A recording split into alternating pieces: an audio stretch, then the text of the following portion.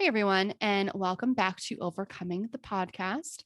I am your host, Taelor. I am a doctor of occupational therapy, certified trauma professional, and also a survivor of complex trauma for around a decade. So I today have been getting some questions for professionals who are listening and wanting to know more about how this stuff applies to them. And with that, I will say holistic wellness. That if you've been here since the beginning, one of the things that I preach the most is holistic wellness. And that is wellness in all aspects of your life and recognizing that that is what makes up quality of life, your satisfaction with yourself, your awareness to yourself, your authentic self coming through, and just controlling your life. And essentially, for healthcare providers, like I said, quality of life. And isn't that what we all strive for, to help people that we serve attain that quality of life? That it's more when we think about why we went into these helping professions, whether you're an educator, you're in the medical world, psychology, whatever it may be. Did you go because you were like, oh yeah, that's where the money is? I mean, some people maybe that played into it, but for a lot of us, we recognize the costs and how much it takes out of you to be in a helping profession, right? And really, the reason we're there is because we want to help people. That there are things that we're passionate about. And when we get to that deep purpose of why we do what we do, it's to help people and teach and inspire and support and nurture. And whether that's through medicine or, educating kids, the common ground is there.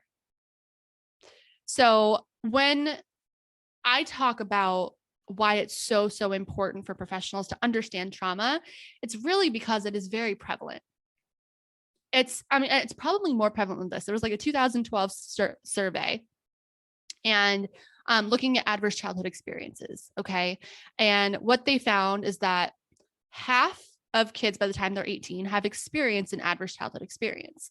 And this is like the ACEs study. So if this is not something that you're familiar with, I would definitely look that up. I could probably do a deep dive about that study on a podcast episode separate, but it's a lot. Essentially, it's a connection that was found between adverse experiences in childhood and physical, mental, emotional health down the line as adults.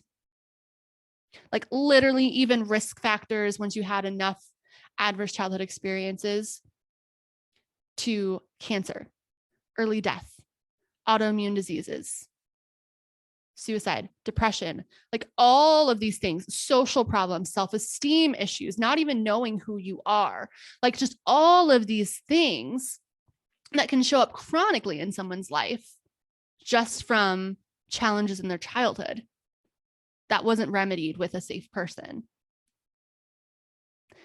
It's wild to me. And the first time I heard this study, it blew my mind. And then, so when we look back at the other, it's like 1 in 4 by the time they were 18 had experienced 2 or more traumatic experiences. And like at the time, this study was like big things. Okay. So we're talking like physical trauma, physical abuse, sexual abuse, neglect, parent with substance abuse issues, parent with mental illness, like the big stuff that you'd be like, oh yeah, that's trauma.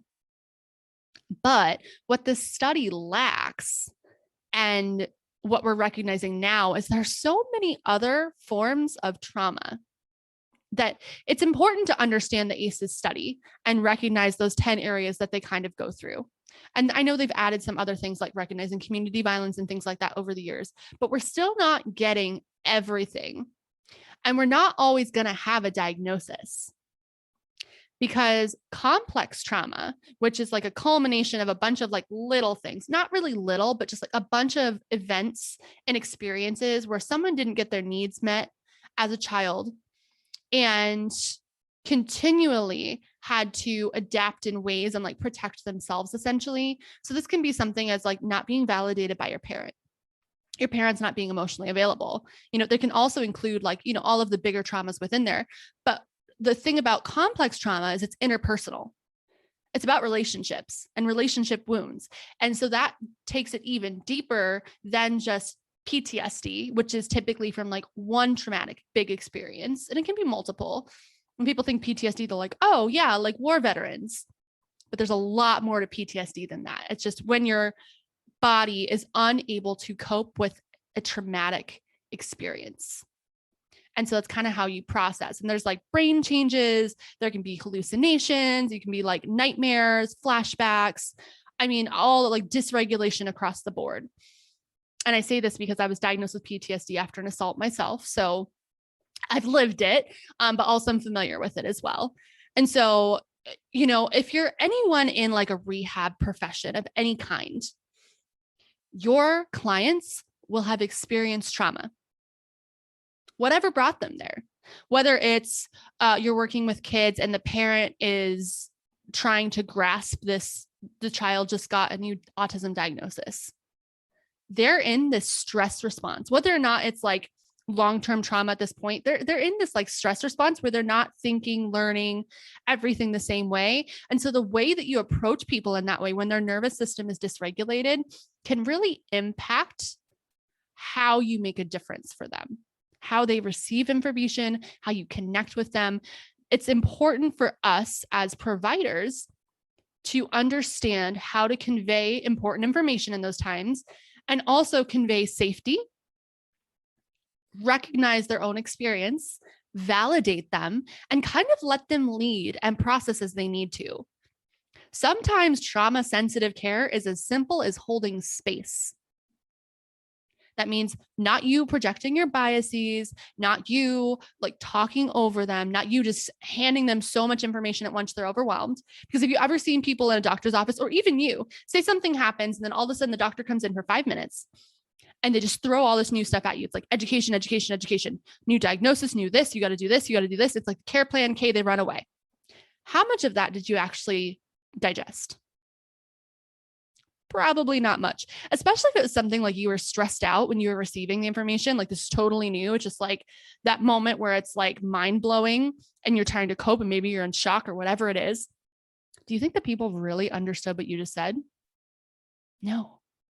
And so, I recognize that we don't always have 20 minutes to sit down with the patient. Okay. Especially in like the medical field, I'm sure I'm a rehab professional. I'm an occupational therapist. So I'm not on the medical side of things, but from what I've seen and what I've talked to from other medical providers is that, it's just an in and out, but there is a way that we can be more proficient within that short period of time just by our approach.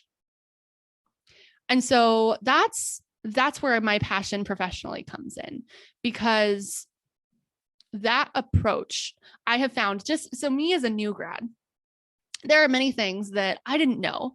However, I knew about trauma sensitive care. And so I'm like, okay, well, for instance, I'm going to talk about this kid who that I know of did not experience any trauma. However, I noticed anxiety. Okay. They had sensory issues and self-regulation issues that they were coming to occupational therapy for treatment.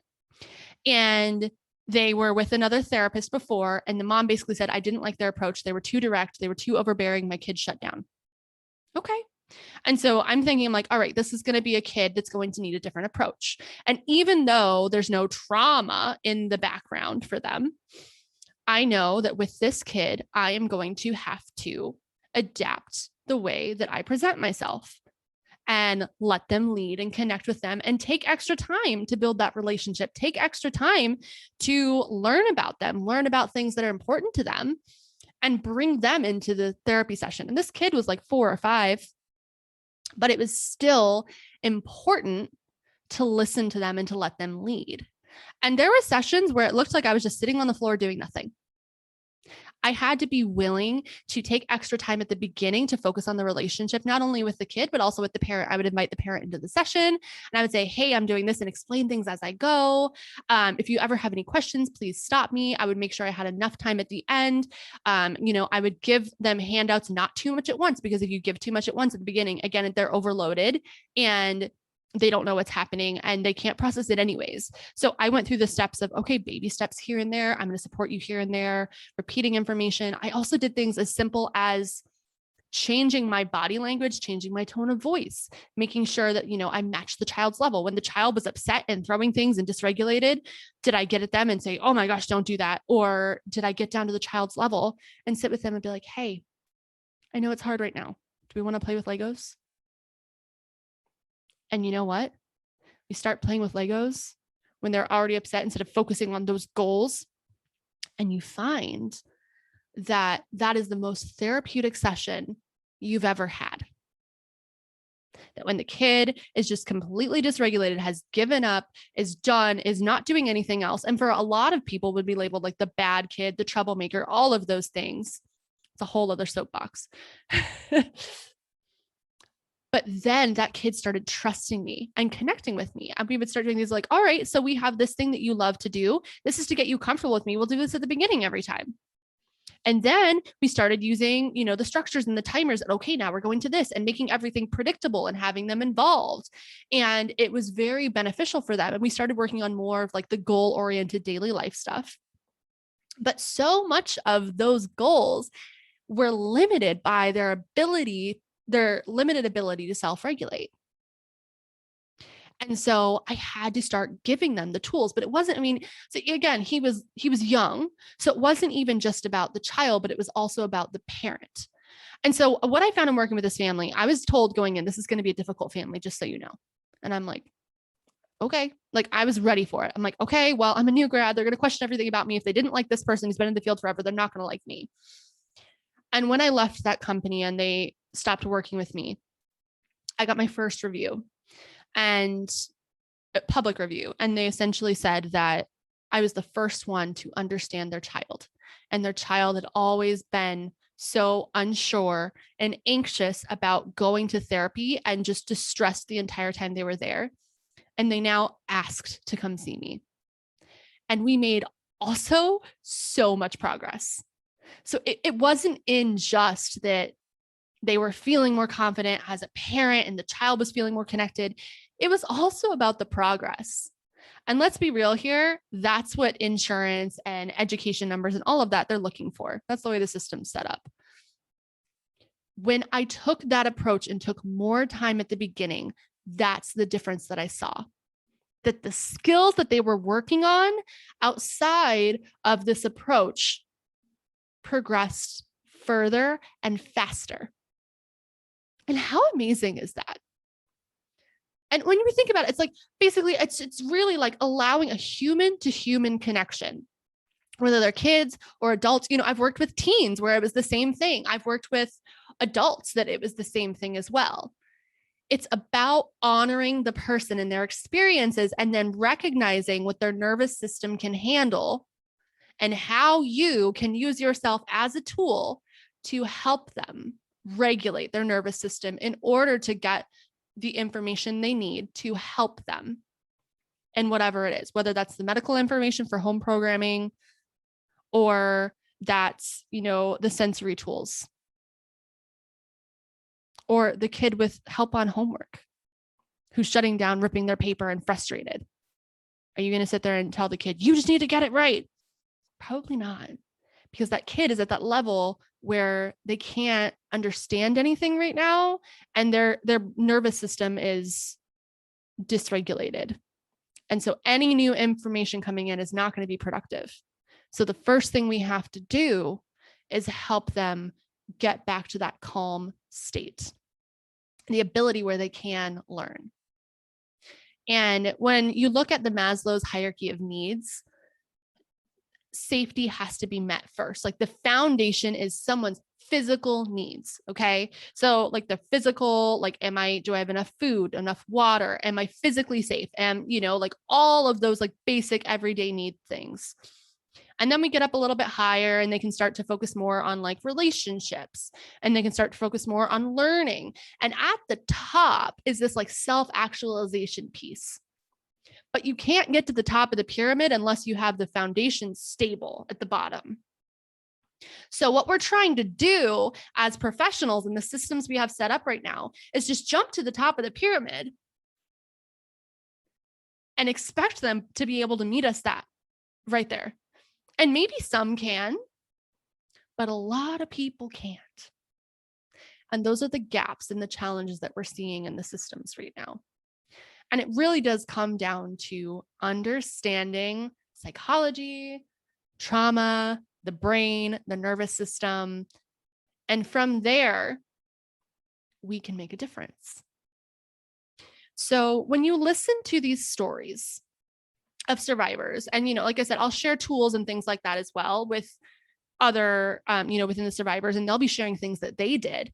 Listen, because every single person is unique. Just like everyone's trauma is unique. Everyone's trauma is as unique as the person. So I'm not saying you're going to come in an expert, and I don't even call myself an expert. I've been studying this for quite a while. Yes, I'm a certified trauma professional, but I wouldn't consider myself an expert because there's so much about the brain that even the top researchers don't know. And it's going to be changing. That's science as we make more discoveries, right? What makes you the most capable professional you can be is the ability to know you don't know everything and to also be willing to learn from the people you serve. Because they actually are the experts in themselves. So when we want to help other people, we have to listen and to pay attention and learn how to use ourselves as a tool to help their own progress. So, in my podcast episode about my own journey, I share about everything that I did and how learning in occupational therapy school and as an occupational therapist allowed me to progress in my own healing journey, because I basically became my own OT along with other therapy and things like that as well. But there was a lot outside of therapy, again, that I had to do for myself. And this is someone who's had like heavy trauma. Okay. Like I have had heavy trauma, but again, we have to recognize at baseline that when our clients come to see us, they have experienced some kind of stressor, whether that is heavy ingrained trauma at this point, or they're just in this toxic stress mode. They're functioning differently than their normal. And they're just trying to get through. And so we have to meet them where they are. And the best way to do that is to connect, is to prioritize the relationship, get rid of expectations. And then by doing that, you build that, you nurture that, and then it all starts to come together. And they're back in that state where they can progress, they can learn, they can grow. That's what happens. So remember that next time that you're having one of those days where you catch yourself like, oh my gosh, this is so hard, or they're being difficult, or whatever it is. It may feel difficult for you, but think about what they are going through. Get curious about why they are acting that way. And put yourself in their shoes. If I was feeling this way and I was reacting this way, what would I need? What would I need? And it's not to say, again, that you're going to be the expert and you're going to know all the answers, but it's the perspective shift that starts to help, that we start seeing ourselves as part of the team, that they are included and we are not above them. We are equal. We have different knowledge sets. They're the expert in them. We're the expert in all the sciencey stuff or whatever it is. But it has to come together as a team to make any change. That's where progress comes from. And, think about you. Think of the best teachers that you had growing up as a kid. Were they the ones who told you what to do? Or were they the ones who inspired you to figure it out yourself? I know for me, it was they inspired and didn't give me the answers, but they led by example. And they let me sit in this, I don't know spot, and reminded me that it's okay to be human and it's okay to not know. And that's what we have to do with our clients. And it's just this big journey of overcoming obstacles to get to the goals, the things that people want, need to do, that's meaningful, important to them. That's all it is. That's all life is. Just continuous overcoming journey, learning, healing, growing, connecting. That's why this podcast exists, to remind you to get back to the basics. And to get back to the basics, you can then go farther than you would have if you were just trying to push the complex stuff right away. Reminding us that we are all human and we all have our own journeys of overcoming. Life ebbs and flows. It does. And especially with us helping professionals. If you're someone who's dealing with stress yourself, listen to what these people are saying. Take care of yourself. It's so, so important, especially again in the pandemic. That alone is a collective trauma, and consistent toxic stress. And anyone in the medical education field, rehab, I know y'all are feeling it. That's what made me leave, because I knew there was more for me that I was passionate about, but I was definitely experiencing burnout and compassion fatigue. But there's ways to set up things by taking care of ourselves to decrease the risk of that. So share this with your professional colleagues. Remember why you got into the profession you did. Remember that at the end of the day, we are all humans in a shared experience. We're all here. We're all living. We're all together. We're connected. And just taking the time to connect deeper with your clients, to see them as humans, not just a number or someone on the caseload, but as human beings, that's how you can really help them. And of course, like I said, I know all the tools and all that stuff, and I will be sharing that. We're getting back to basics here. Connection. Connection before correction. It's a common thing in the trauma world. You're not going to get the results that you want if you just come in and correct someone.